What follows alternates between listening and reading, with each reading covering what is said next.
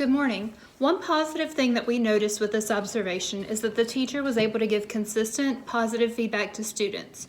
For example, she was able to positively redirect a student's incorrect response about geomorphology into a more correct example of correctly defining the term by breaking it down into its word parts, talking about how many students already not noticed that ology is the study of something and building from there. Then, she connected this back to the lesson talking about coastline changes. This is great because feedback is super important for allowing students to internalize their learning, and it gives them the ability to reflect on what they're doing well or what they need to work on in terms of content. An article by Jerry Bellin noted that academic feedback is more strongly and consistently related to achievement than any other teaching behavior, and that this relationship is consistent regardless of the grade, socioeconomic status, race, or school setting of the student.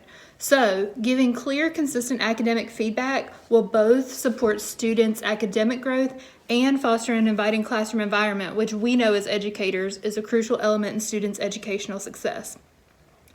In summary, by giving positive feedback to students who answered questions, redirecting appropriately if answers weren't quite correct, and making connections between content and students' lives, like when she was able to discuss the North Carolina barrier islands and talk about some students had been there and some had not, the teacher is on her way to cultivating an environment that will foster student learning. Good job.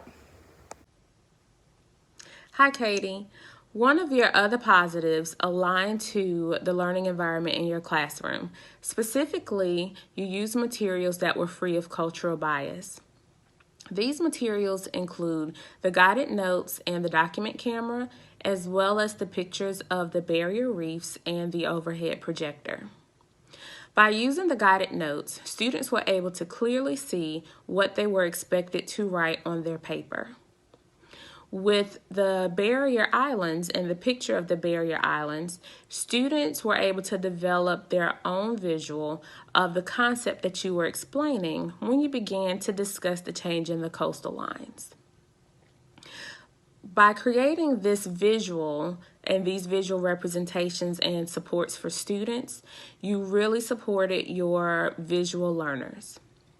While these visual aids were also there in your classroom, you spoke through them and you talked through them, which was also a way to support your auditory learners. In addition to that, you yourself became a resource because you physically modeled some of the terminology that you wanted students to use. Specifically, you modeled parallel lines in the counterclockwise direction. Your materials were also free of cultural bias because you focus on the scientific facts that align to the curriculum that you were teaching during this video clip. The area that may need a little more improvement, as stated, are classroom management and time management. Upon completion of the walkthrough, it was noted that some students did seem to be off task and the lesson was interrupted.